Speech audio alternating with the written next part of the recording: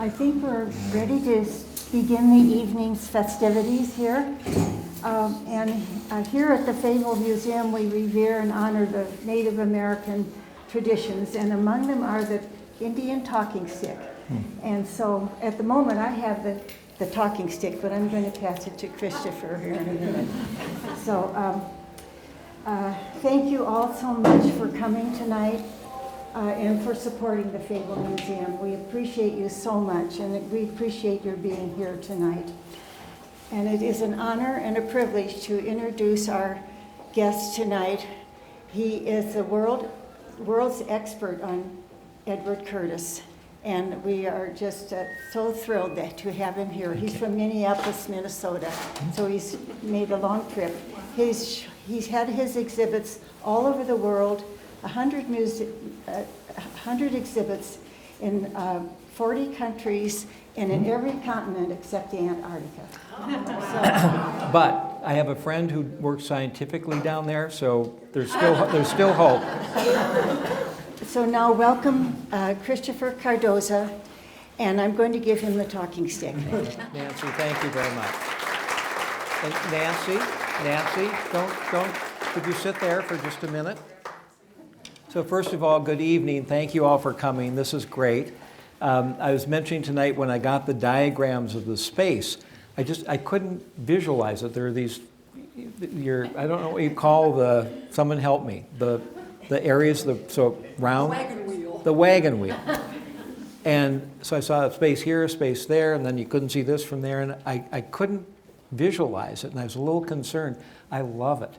It is such a beautiful, intimate space that's been created. The wall color is great. And when Nancy and I first met in Palm Springs last year, they did a wonderful job of a very large exhibit. But what was missing was intimacy. And to me, without intimacy with the Curtis prints, so much is lost. So Nancy, before I get too carried away talking about Curtis, as Nancy mentioned, we've done exhibitions, 42 countries now, and I've worked with the U.S. Department of State. And about 12 years ago, they were doing a bunch of exhibitions in Asia, and they had us custom produce some books for high-level diplomats. And of course, I took a few aside. They didn't all go to Asia, and I saved them for special purposes, and tonight is one of those purposes.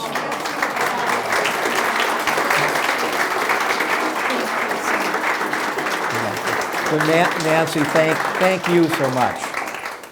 And I can tell you more about the book later. First of all, I should tell you, you're all very lucky, because I asked Janann, did she want the 40-minute lecture or the 40-hour lecture? And not surprisingly, she opted for the 40-minute. So we'll talk for a little while, and then we'll have a Q&A. So the first thing, first of all, this is not domestic abuse. This is a little biking accident. So one, I've been going around the last 5 days with road rash down half my face. And then when I got here tonight, thank goodness I had to use the men's room. When I went in and I realized I'd used an essential oil. When I'm really tired, I used to kind of wake up, and my whole upper lip down here was yellow. So I seem to have a great ability to embarrass myself, but I think we've pulled out of it in time. So we're going to cover a lot of ground tonight, and we'll save questions for after the lecture, and we'll have plenty of time. And Zach has taught me 4 times which arrow to hit, so let's...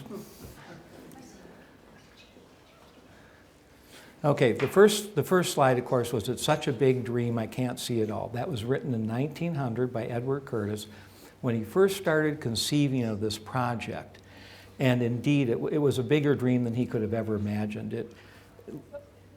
It really took up his whole adult life, and he sacrificed his family, his money, financial security, and his health. He had 2 complete breakdowns during the project and a complete breakdown that hospitalized him for 2 years at the end.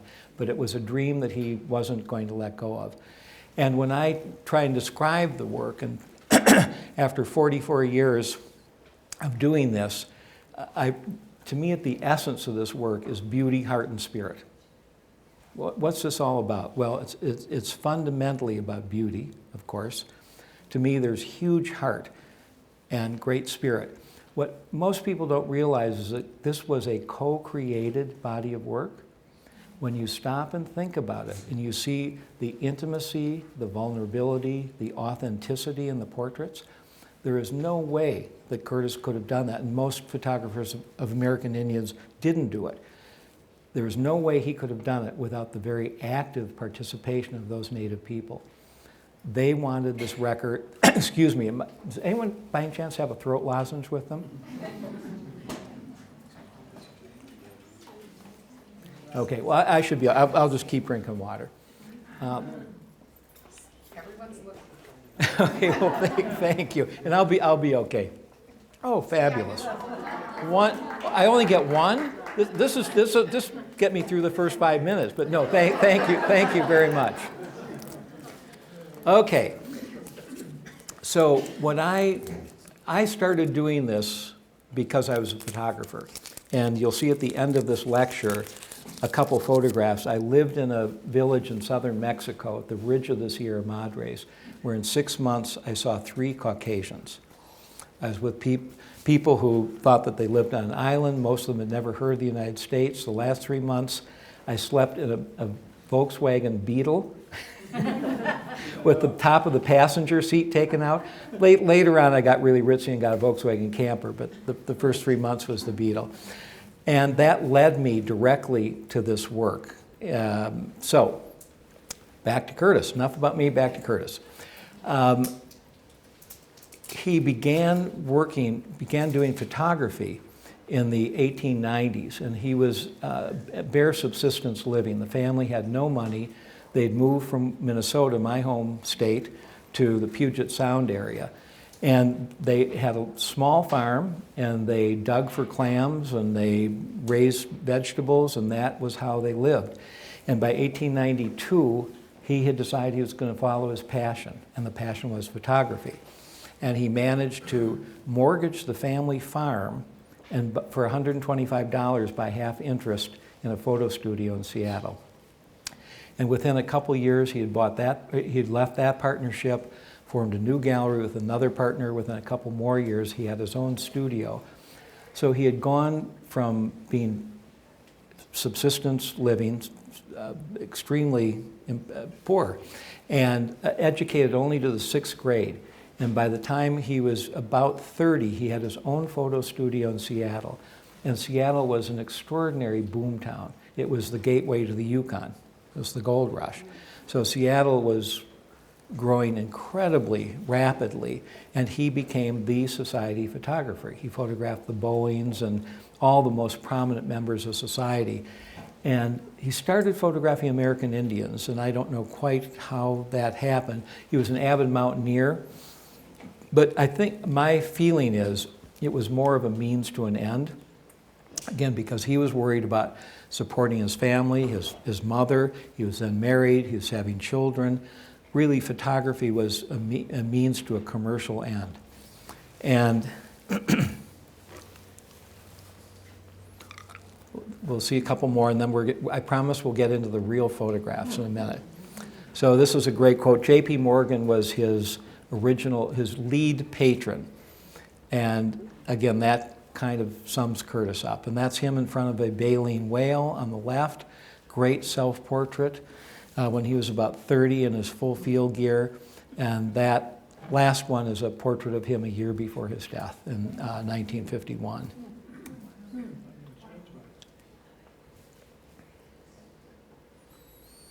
So, well, I'll let you read for a second.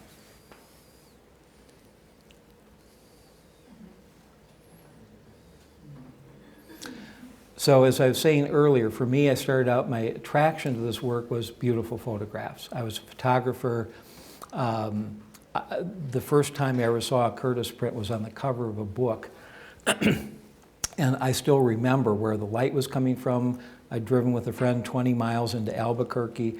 It was a deeply transformative experience. And then Madeline, help remind me about the story I told you, will you? Thank you. But it really was just all about beautiful photographs. I don't think I had any kind of, I think I had an intuitive understanding of how powerful and how meaningful the photographs were, but I couldn't have articulated it. And I didn't it took me a few decades. I'm a slow learner. It took me a few decades. But what I now realize that for me, and I think for the world, and the reason that these photographs have been so popular, again, literally from Papua New Guinea to Paris to Norway to Durban, South Africa, irrespective of people's education, age, gender, economic status, there is something that is so essential that was captured in these images and created, and again, only because the Native people were so actively involved, that I now really, again, think much more about it in terms of soul and heart and beauty.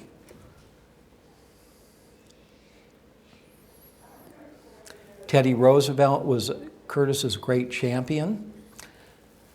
And what Curtis, the big dream that Curtis could not see in 1900 was the creation of the most extensive set of rare books on Native Americans created in North American history.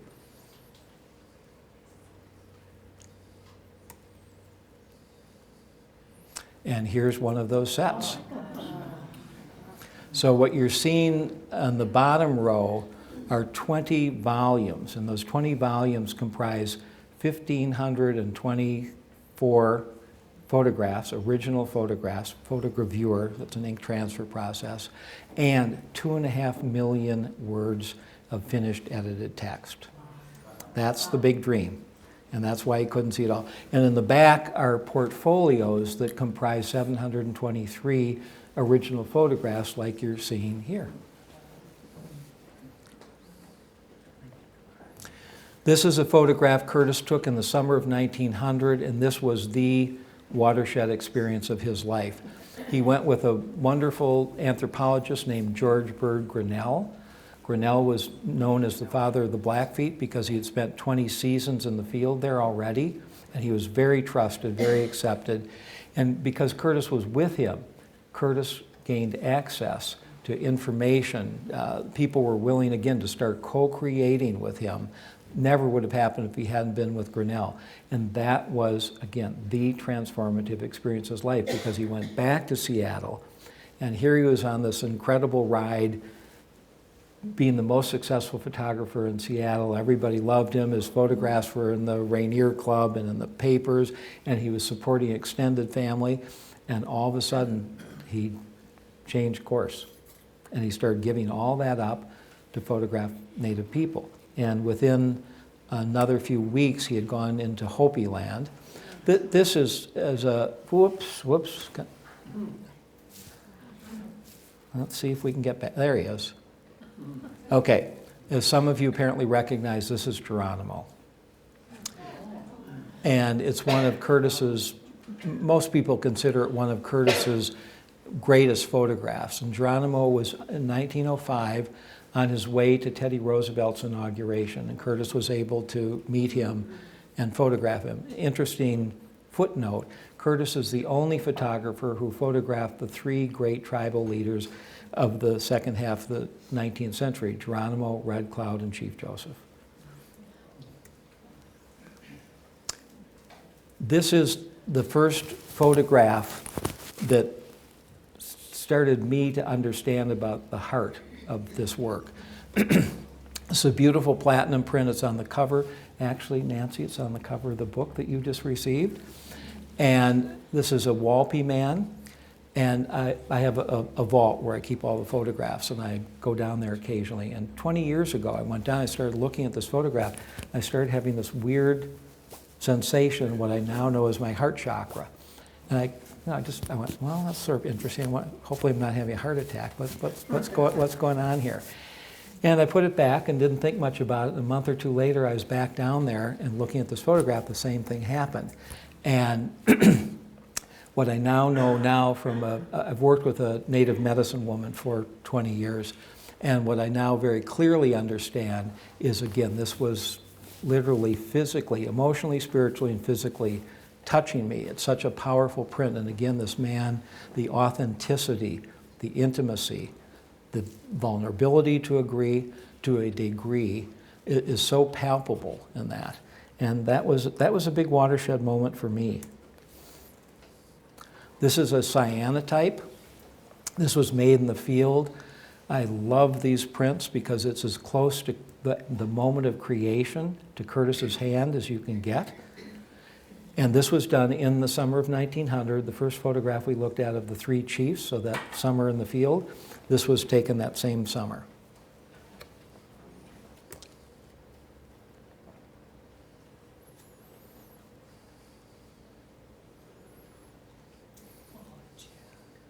And this is what I think really appealed to me when I was a photography student, was again this idea that I could bring into my consciousness things I'd never understood before, whether about myself or the world.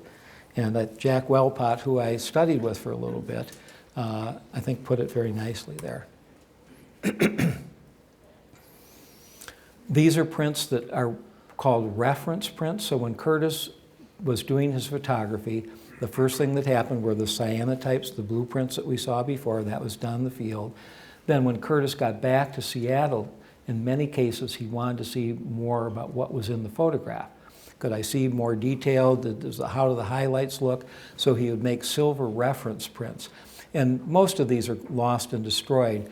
But one of the things that I love about them is sometimes they are the only evidence of a negative that no longer exists.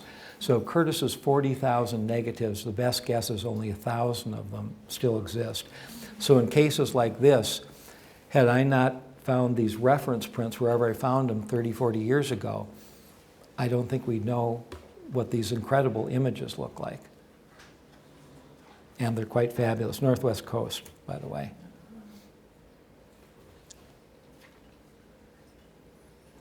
It's a Hopi snake priest.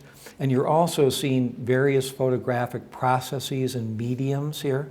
We're seeing cyanotype, silver print, platinum print. This is what's called a gold-toned printing out paper print. So it's not like the glass gold tones that you're seeing upstairs. This is actually on paper, and with gold, some sort of gold solution, they would tone the print.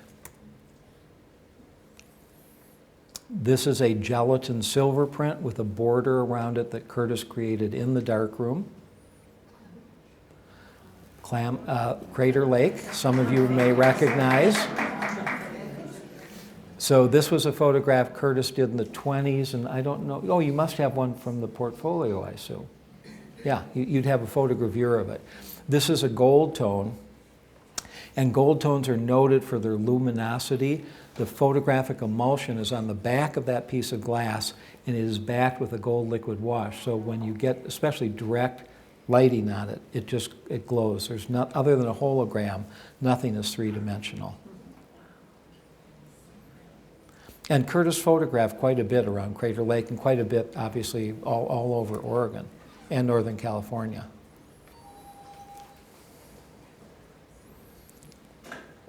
So for me, this harkens back to what I was talking about earlier, this idea that this is not, actually I haven't talked about it, so now I'll talk about it. As you can probably tell, all my lectures are spontaneous. So okay. So to me, I'm going to correct myself. I did talk about a little bit the fact that people in Papua New Guinea and Paris, this is what I was trying to say, and this is saying it much more succinctly. There's something about these photographs, something that was embodied in these photographs that really is so deeply human. Yes, they're fundamentally about Native people, but it's something that transcends that. It really is about human beings as well as Native people. So now we'll just spin through a number of his photographs. Curtis covered over 1 million square miles by horseback, canoe, wagon train. He had as many as 60 people with him in the beginning when he was well funded, and at the end he was down to one of his daughters and one assistant. But we'll look at the 5 major cultural geographic areas in which he worked. Puget Sound baskets, great still life. So another thing that we're seeing here is Curtis was a master image maker. He did still lifes, he did landscapes, obviously his portraits, he did ceremonial images, photographs of children. You'll even see some hand-colored photographs that he did. So he was a master image maker, and what you're able to see in the exhibition is he was a master of objects also. He made beautiful, beautiful photographic objects. And had he not been so skilled at that, I think there's much of what got captured, created, that we would not see or feel. So it really takes both those skill levels. You've got to make great images that are going to impact people and engage people, and then with his mastery of the different medias. And I think Curtis worked in as many media or more than any other photographer. Without his ability to do that, so much of it would have been lost, because we might as well have had a postcard.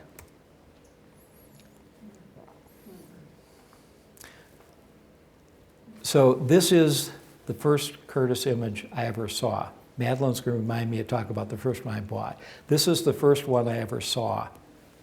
And as I was mentioning, this was on the cover of a book in Albuquerque. It was a profoundly transformational moment for me that, well, I guess it was 45 years ago, and my life has never been the same. So I guess that counts as pretty transformational. I've always loved this photograph, and I've never been able to find one that was made in the darkroom. I love the photogravures, and there are a number of them upstairs. It is an ink transfer process, and it simply doesn't have the intensity, the potency that some of his best prints made in the darkroom have, and there are some great platinum prints upstairs too. So for 44 years, I've wanted a darkroom photograph of this image, the Lummi type. And finally, 5 weeks ago, it came up at auction. There's a man who's become a very active collector of Curtis work, who for years managed Harvard's, whatever it is, $200-300 billion endowment. So he's well-funded, and he's gotten very interested in Curtis, and I happen to know through a colleague he was going to be at that auction bidding, and I thought, well, no way I'm ever going to get this. And what apparently I'm the only person who knows is there is in the original, the darkroom photographs, there's a slight wedge-shaped darkening in the upper left-hand corner. And everybody thought it was a defect in the print. So the people who were advising him told him not to buy it. He bought every other print in the auction. And I happened to know because I found a very, very faded print of this 20 years ago. And because it was a Curtis, I didn't have it. I bought it, even though it was faded. And that same line, that same wedge-shaped line was in it, telling me this is in the negative, not in the print. If it's in the negative, that's fine. It's not a defect. So all the other prints got sold and brought pretty good prices, and for the low end of the estimate, I got my heart's desire.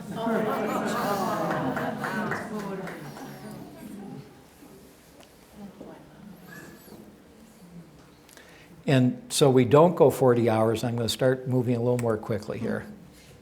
Again, these are all just great Northwest Coast images from Washington and BC. Abalone, incredible silver bracelets, that amazing imagery that the people in the Northwest Coast used. Cedar bark wrapping and cedar bark hat.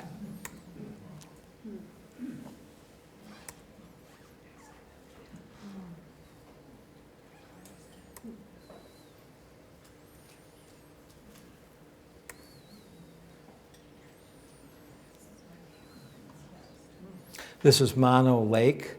And again, to me, Curtis's mastery as an image maker, you've got a still life and a landscape all combined in one image, and that incredible lighting.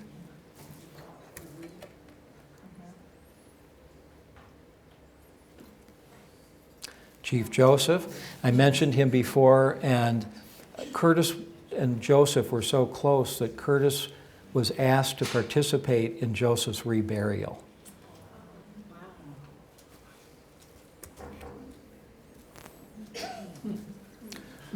Another very famous image of Curtis.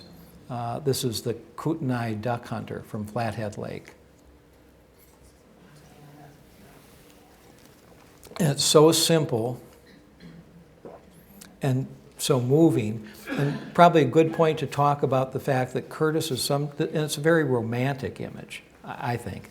And Curtis is sometimes criticized for being very romantic.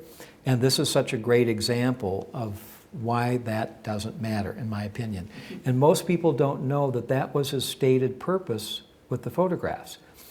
There are 2.5 million words of text, as I mentioned. There are wax cylinder recordings of language and music. There's film footage. Curtis was a pioneering multimedia artist. He sold out Carnegie Hall and big halls around the country many times. In the beginning of his volume 1 to this whole set of books that you saw earlier, both he and Teddy Roosevelt talked about the fact that with the photographs, Curtis was not trying to be a documentary photographer. That's in all the rest of the work. If you want to understand what was going on, what they believed, who their grandfather was, what the puberty rights were, that's all in the books. Curtis wanted to show us something deeper, more lasting, more meaningful. And I've always had a difficult time explaining it, really, to my satisfaction anyway. And I was listening to Canadian Broadcasting Program about a year ago, As It Happens, and there's an interviewer, Carol Off, who was talking to Isabel Allende, who is a magical realist writer. And magical realism, as some of you know, has very little to do with empirical, verifiable facts. It's all about a fantasy world that gets us to very deep and meaningful places. And Off asks Allende, well, this must have been very hard for you to transition into magical realism because you were a journalist for 20 years. And as a journalist, you had to be dealing with facts. Facts that other people could verify independently. And it's who, what, where, when, what does it look like, what time was it? And she said, so it must have been very hard to transition into that. And Allende said, yes. And this was just such a brilliant moment. Off said, yeah, it's almost like with your work, the facts would have gotten in the way of a deeper truth. Yeah. So there's no question in my mind that that's what Curtis was up to with the photographic part. He was an artist. He was trying to tell us a deeper truth. The rest of the body of work is really first-class anthropological work.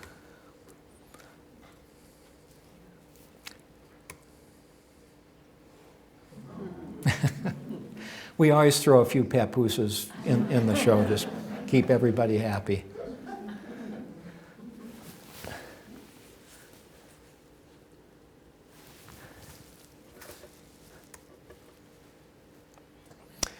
This is an image called The Vanishing Race. I don't believe Curtis thought that Native people were vanishing. He knew that their culture was vanishing. They had been subjected to cultural genocide for decades and decades.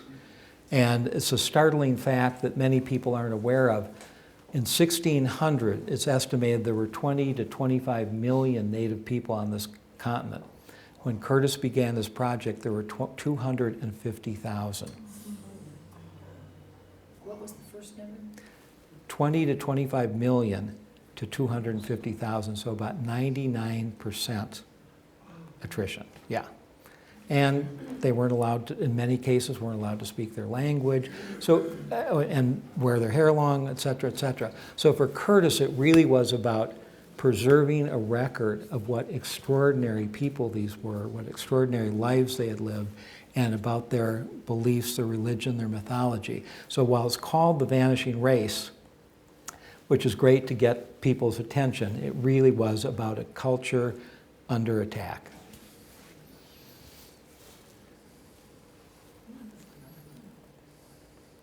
Great image called Son of the Desert.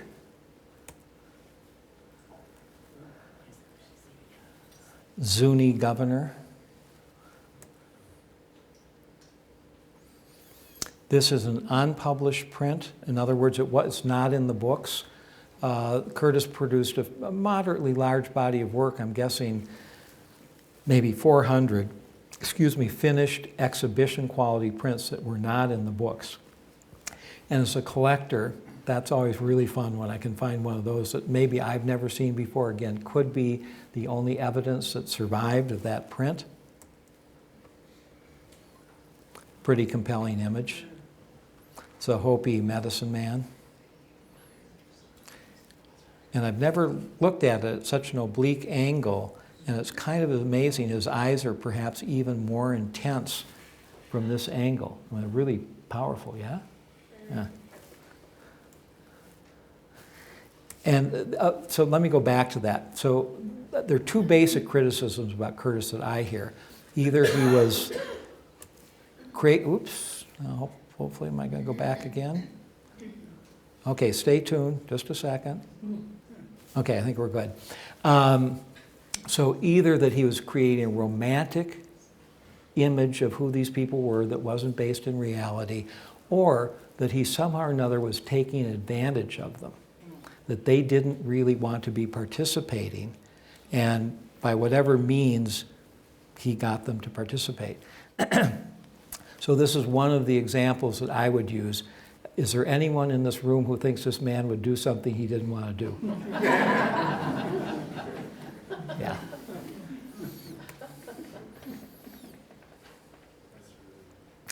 Another story, and again, we're sort of peppering some stories of my collecting, which is close to my heart. This is an image called Vashkon. It's Apache, made in 1905. And as a collector, I love finding different examples. So we know we've got a negative, which is our image, but then how Curtis decides to communicate it to us is based on the size of the print, the darkness, the lightness, the contrast, and as we talked about before, the mediums. This must have been one of Curtis's favorite photographs because I have examples of it in 5 different photographic print mediums. And the same week, I found the photograph of the Lummi type at the auction.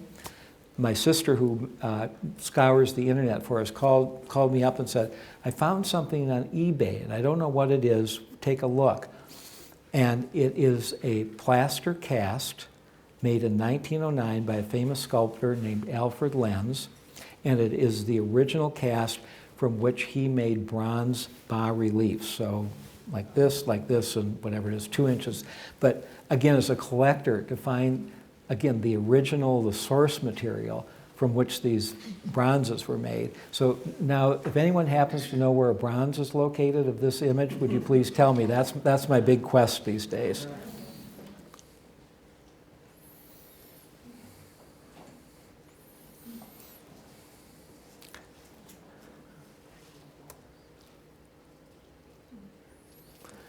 This has become one of the signature pieces of my company. It's called Katika Girl, southeastern Arizona. And this is one I'd always noticed and I've always looked at, but it wasn't until about 7 or 8 years ago when again it hit me about how powerful it is. And going back to Scott Momaday, the quote, who happens to be the only Native American Pulitzer Prize winner, to go back to his quote about the deep humanity. Again, some people would say, oh, this looks like someone from the Middle East or whatever. And again, it's that universality that Curtis and his native co-creators were able to tap into that I really love. Plus, it's a great image. It's very compelling, beautifully composed, and beautifully lit. And here's the black and white photograph. So this is kind of a fun exercise to see how Curtis ended up with the final image and the final print. And then here he was at the same sitting with different examples. And we see in the lower right how he cropped and toned to get the final print that he did. And the others are lovely, but there's something really magical, in my opinion, about the final one. This is a Hopi boy awaiting the return of the snake dancers. And I love this one because he feels like he's smiling, at least to me. And that's another thing people sometimes will criticize about Curtis. Well, everyone looks so serious, and they're all in beautiful war shirts or beautiful clothing. And what I say is, well, think back on our grandparents, right? 1900, if my grandparents went into a photo studio to have a photograph made, it was serious business. They were in there in their Sunday best. And so I think Native people, again, because their interest in participating was really so this record would be preserved for their descendants. And at that point, there was no guarantee that there would be descendants who would survive, and certainly not their culture. So, but anyway, every once in a while you see one where they seem to be smiling. The very atypical photograph for Curtis, as you probably noticed, he tends to like a lot of dark tones. This is a Taos man in traditional clothing. One of Curtis's most famous photographs, Canyon de Chelly. And those cliffs are about 1,000 feet high. And you've got the 7 horseback riders and a dog in front.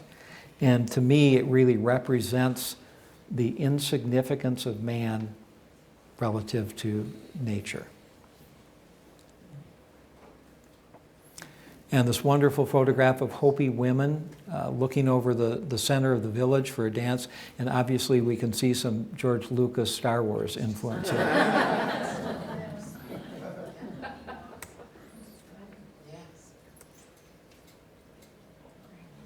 Bear's belly. He killed that bear with a knife as part of his ritual of becoming a man. I think I learned to drive. I got my driver's permit to become a man. I'm glad I didn't have to kill a bear with my hands. Red Cloud, when he's in his 80s and had lived an amazing life and seen a lot of sadness.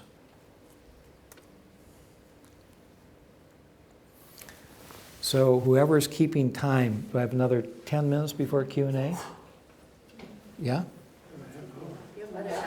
Okay, you've given me permission, here we go. So another collector story.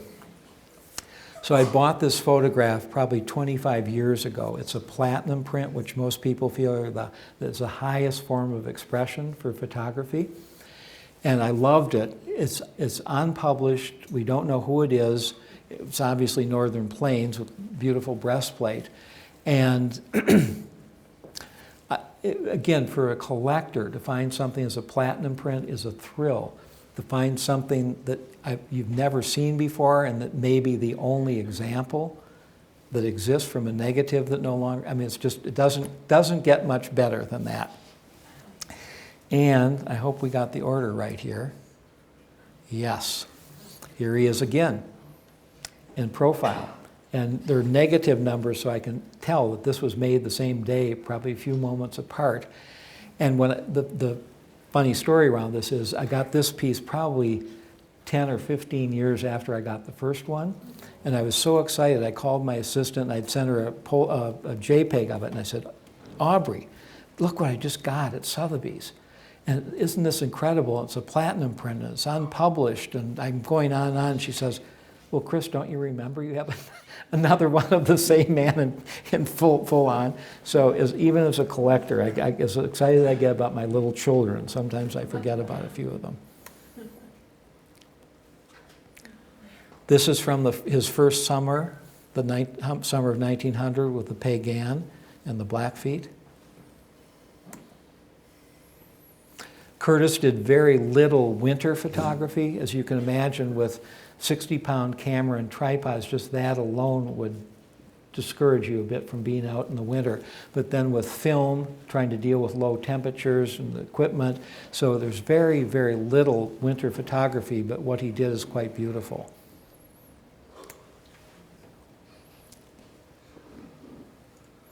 Again, another very artistic image. Curtis was what was called a pictorialist. It was a movement in photography that was trying to distinguish documentary photography, which is what most practitioners were doing then, from artistic photography. So the pictorialists, of which Curtis helped generate that whole field, that whole area, aesthetic area, Curtis and other pictorialists would do things like you're seeing here, narrowing, cropping, narrowing the image. So instead of having his typical 3:4 proportions, this is obviously something more like 2:5. And then he's blocked the light out. What we can't see in the bottom, the white area, is actually in the negative. But he was able in the dark room to hold the light back from that and create this, for me, a powerful image. This is called a travois, and Scott Mamadei, whose quote we read earlier about the humanity of this work, when he saw this print for the first time, he said he didn't know what was going on. He was profoundly moved, and his expression was he felt like he was experiencing a memory in his blood. And he bought the print and then researched it and found out it was his tribal group. Yeah.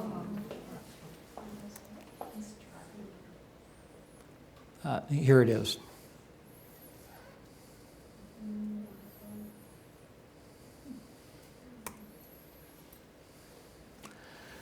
This is a man named Horse Capture, and again, a little more anecdotal information. His Horse Capture's grandson and great-grandson have worked with me on a couple of my books. And the grandson was in his 40s and kind of lost and not proud to be Native American. And he heard that there was a photograph of his grandfather that existed, and it was in this set of books that we saw earlier on. And he found out that Gonzaga University had a copy of the books. So he went there, and one of the brothers was nice enough to say, yes, come and look. And he saw the photograph of his grandfather, Horse Capture, and then got inspired and went to the University of Indiana and listened to some of the sound recordings that Curtis had made, including 3 or 4 sacred family songs that he had never heard before. And I certainly can't tell you that that was all of it, but his life changed radically around that time, and he became one of the first curators at the National Museum of American Indian, became a very respected Native American scholar. Gorgeous landscape, and again, that sense of lighting that for Curtis was so strong. Where is that? That is in southern Alberta. So the shows that we do now is you're seeing here are often called Beauty, Heart, and Spirit. That's one of the types of shows that we do. And there's Katika Girl again. And this was at a beautiful gallery at the Minneapolis Public Library, which Minneapolis has, I think, the highest percentage of urban Native people in the country by percentage of population. And there are 80 or 90 different tribal groups who are represented there. And so one of the great thrills for me was how many Native people came to see this exhibit. And actually I was interested and very pleased that all kinds of people of color came also. And we had great comments in our comment book from all kinds of people talking about how moved they were. And it was great things from as far away as Australia, Norway, and most of them were very lengthy, signed and dated by the person, and talking about identity and history, legacy. And then I came to one of the last pages in the book. Yeah, and it just was like, okay, this is why we're doing this. And this, just for fun, this was a wonderful palace in Italy where we had a great show. That's the interior. And we are, next year is the sesquicentennial, the 150th anniversary of Curtis's birth. So we are kicking off an incredible revival of him, and we're doing exhibitions all over the country. There are over 20 organizations in Seattle, many Native groups, as well as non-Native groups, the Seattle Art Museum, et cetera, all doing things to celebrate this. And there are going to be conferences, symposia, new publication, major exhibition, et cetera. And just a few more things. So I have one of my many weaknesses is I'll get excited about something and jump in without really thinking about where it's going to take me, about the big dreams. And 3.5 years ago, I all of a sudden got the idea, wouldn't it be cool to republish those original sets of books? And I thought it'll be a year, 10,000 hours, a few people working with me. Well, 3 years ago, as of early May, we marked the beginning of this project, which is now 35,000 hours, 12 people. Recreating the text. We digitized everything. We had to invent digital typeface for Native accents and languages. To put it mildly, I had no idea what I was getting into.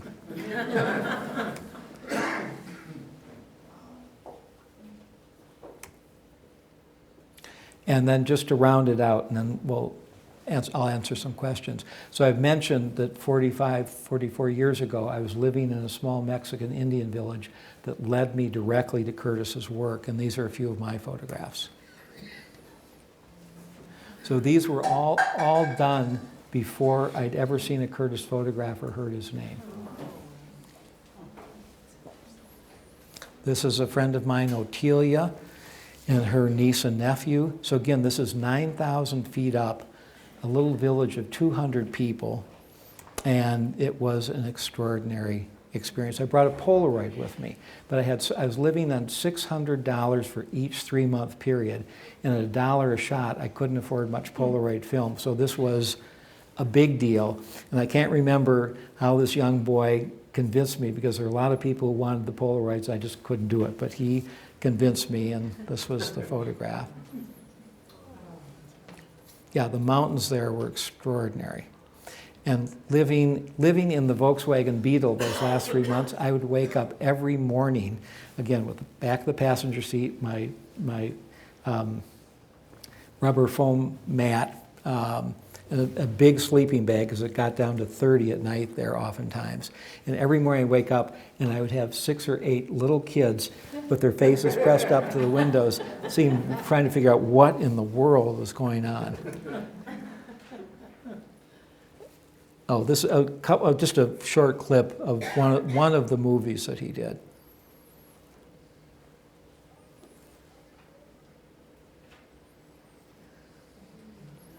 Obviously back to the Northwest coast.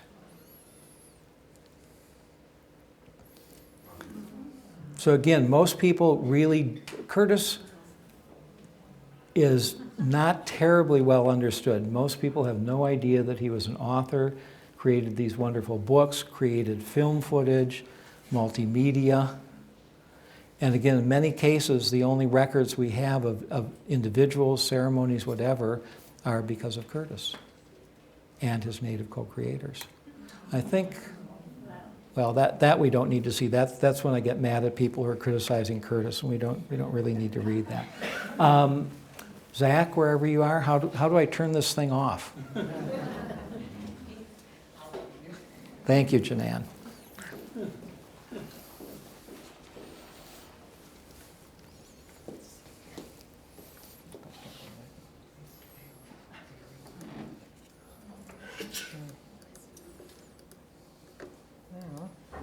Well, we can just go a few more. There you go.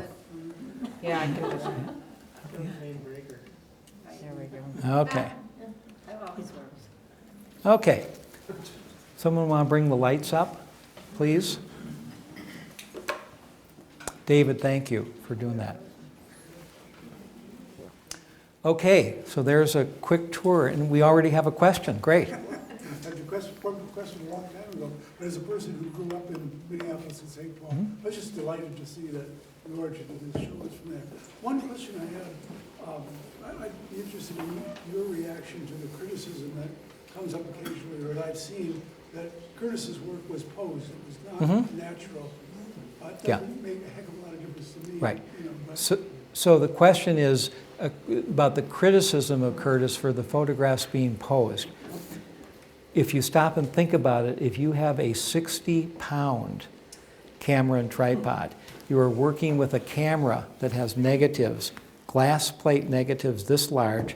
You have to pull a black cloth up and look at a ground glass screen, decide what you're going to focus, and it is upside down and backwards, which I sometimes say reminds me of my life, but anyway, different story. Upside down, backwards. You've got to get it focused. You've got to decide where to crop it, and then you've got to put the glass back in. How would you not pose that?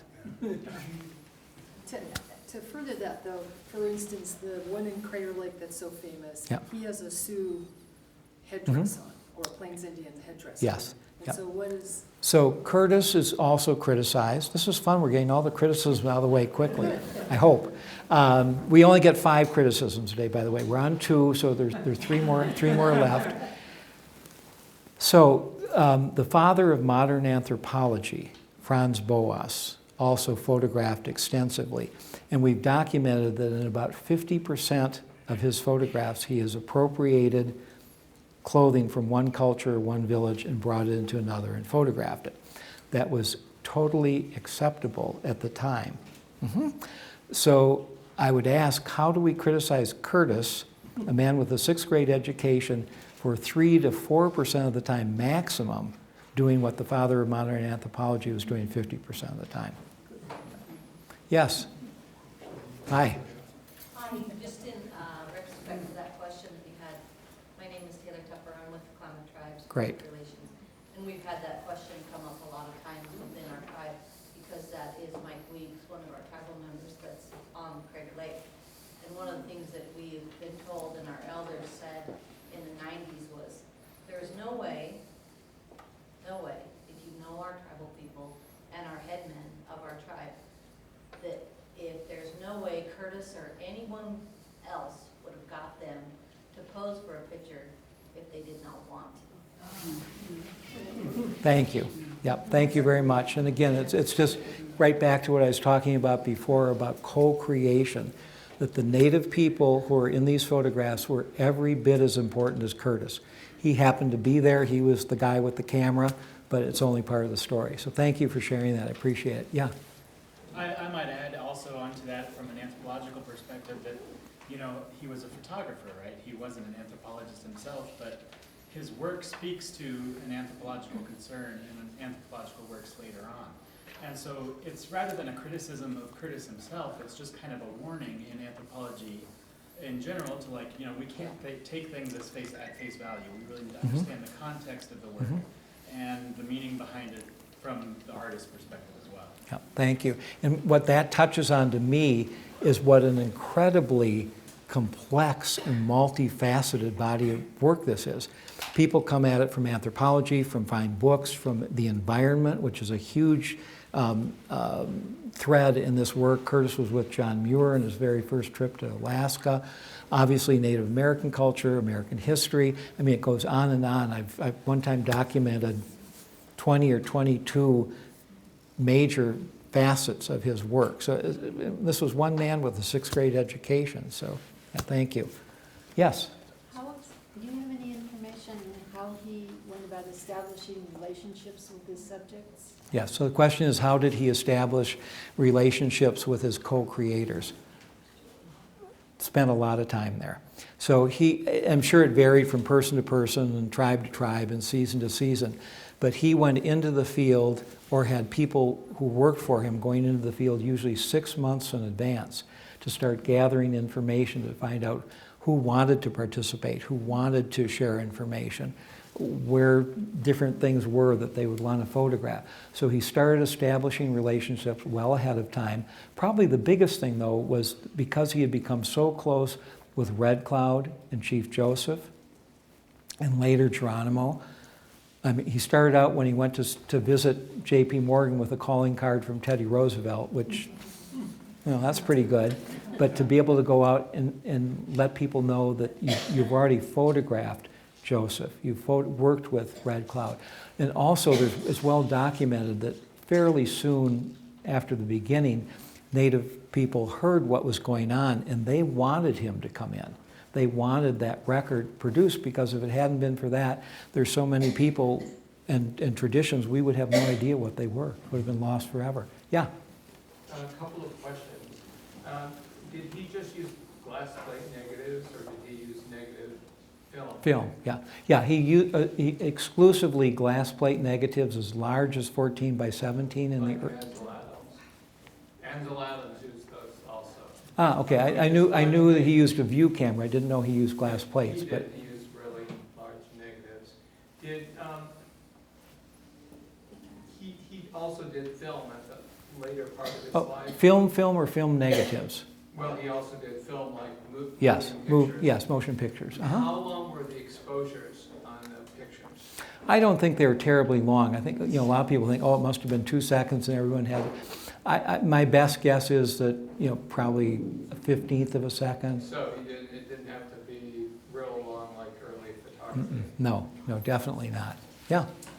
You had mentioned that later on in his life that he had fewer assistants, that he had made financial sacrifices. Could you talk a little bit about sort of his the personal, financial, and physical costs. Sure. It Yeah, sounds like, you know, good. Did everyone hear the question?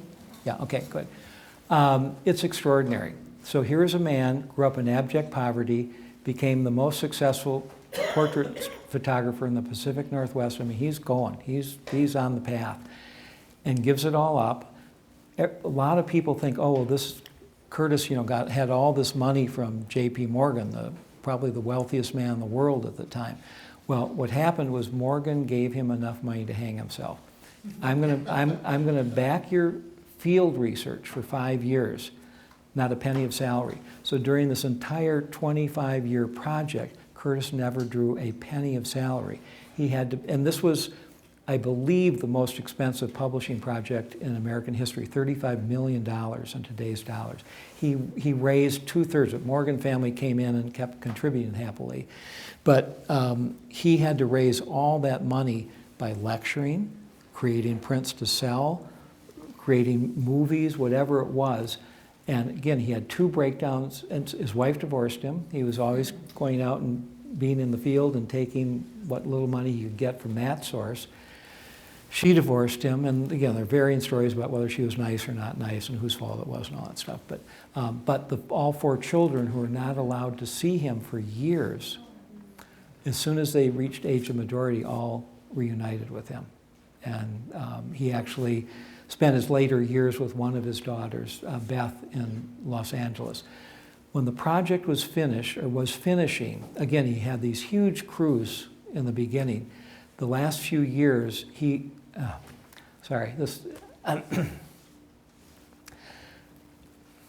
have the document at home of him in 1927 securing a loan,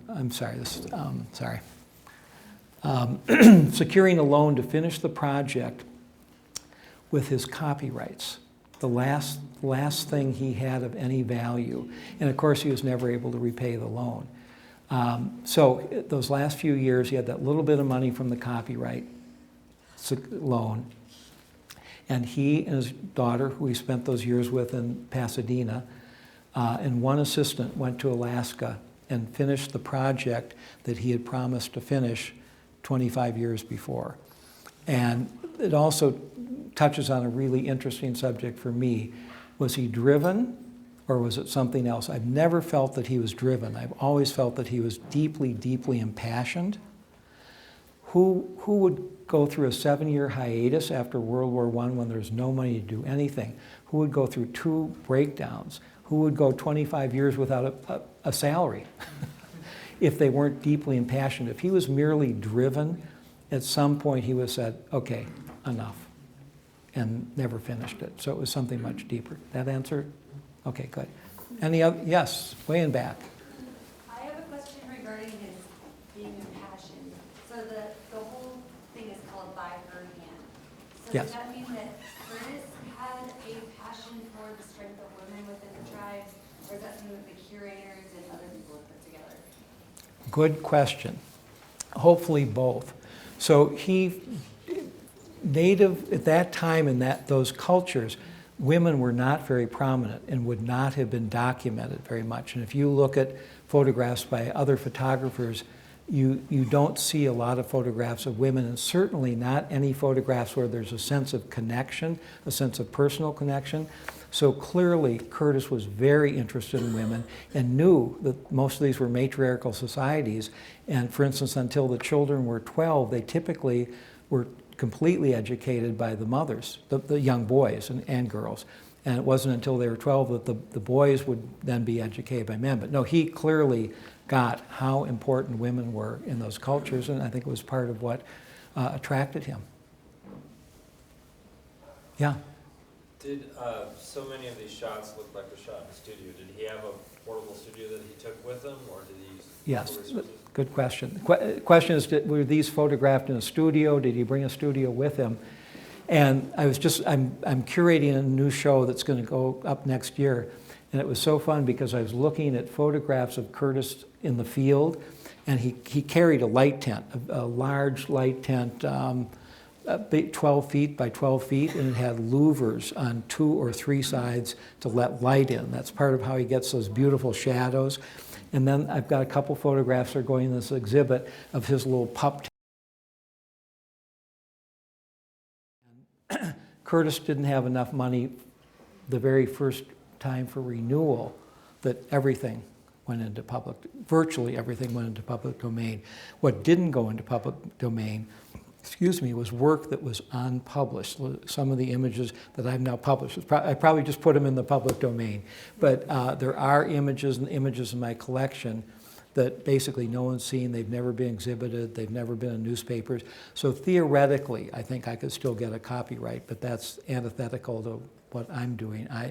I really am trying to bring the work to as many people as I can. Yeah. Yeah. You wanted to tell your story. Oh, good. Now, which one was it? The one that The grandson. Yeah. Okay. So I might need a Kleenex for this one. This is pretty powerful.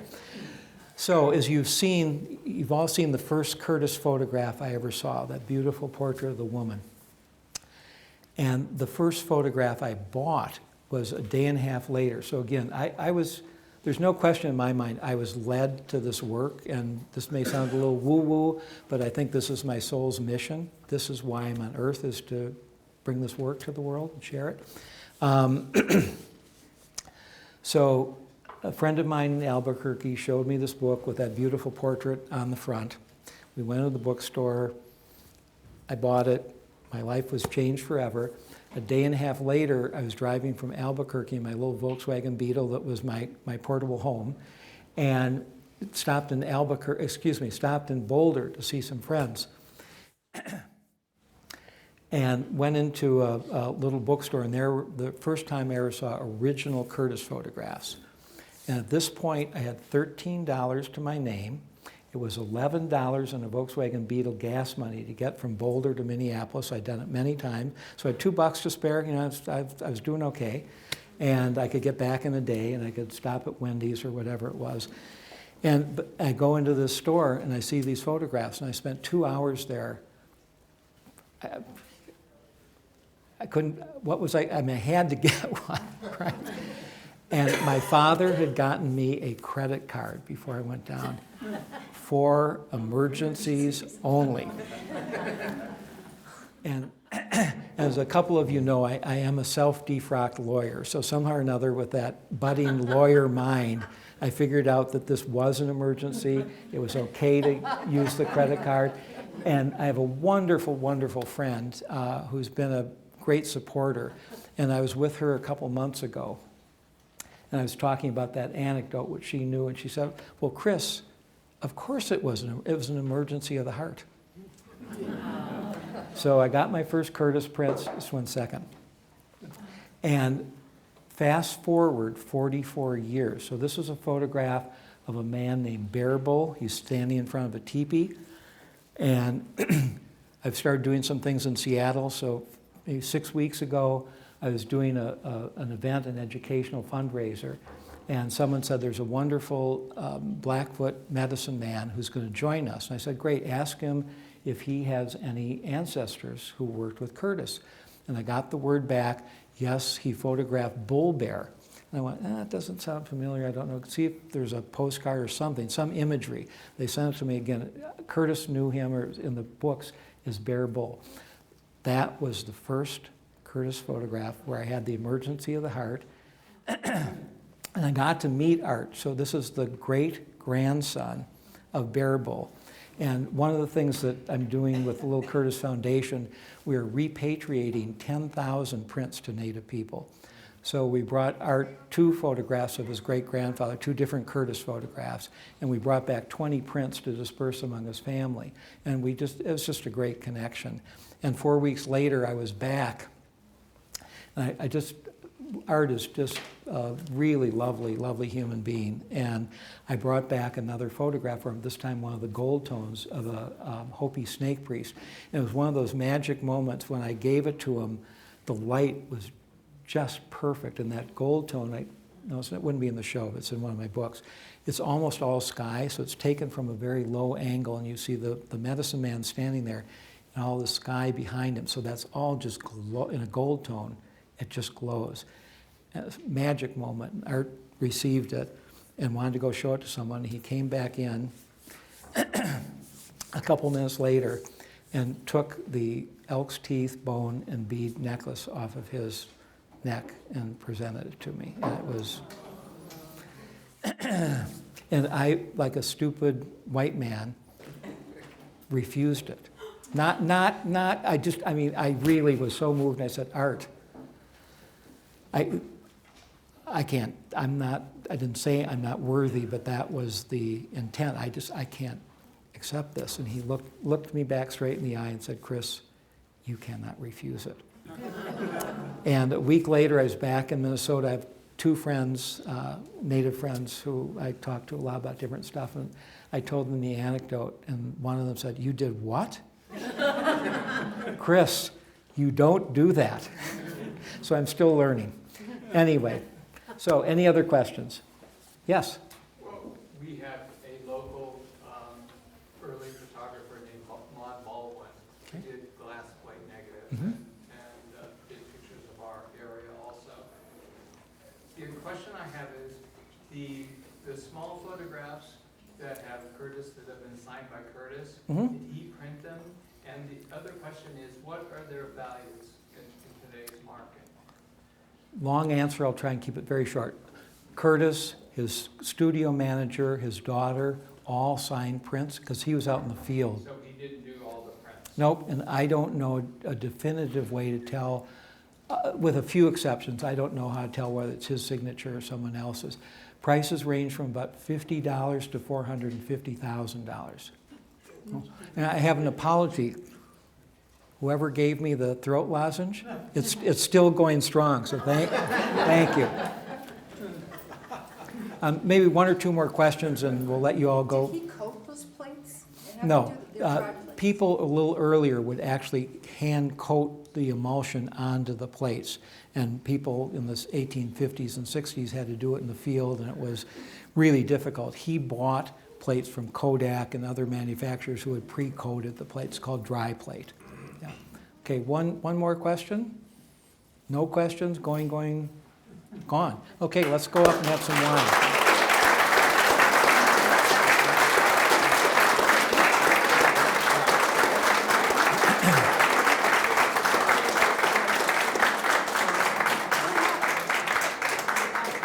Thank you all very much. And again, we actually, Janan, where are you? Well, okay, the director went upstairs. We should all give her a hand of applause. And again, thank you all for having me here. This has been great. Our pleasure.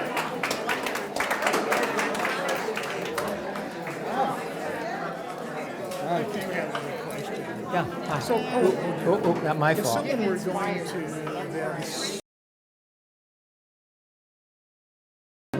It's been the most intense, so I'm also a dealer with the most intense, complicated sale I've ever had in my life. In 2 months, he's built a world-class collection, so I've been deep into it. You know, really, it just depends. I mean, you're very welcome. Thank you. Thank you. I mean, the first thing I do is find the image. If you don't love the image, it doesn't connect with you. And then, yeah, okay, good. And then I think it's really, it's just, platinum. It's very hard to find anything out in the market other than the photogravures, and they're great. And that's how I started. That's a big part of my collection. So photogravures are great, or you can dig around and find gold tones, platinum prints, all the things you see here. Nice to see you. Thank you. I want to ask, the language, he communicated with all these He mainly had interpreters, so when they were out in the field 6 months in advance, they would find someone, either native or non-native, who could speak English and English. And then he traveled with a man most of that time who had a photographic memory, and or they had the sound recorder, so they could record things from them photographic memory, retranscribe it, and then find someone to translate. Yes, I agree. Hi. Thank you. Yeah, Chris Cardozo. Hi, how are you? This is my Hi. How are you?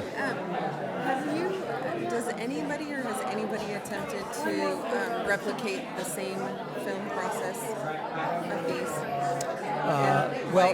In these days or anytime?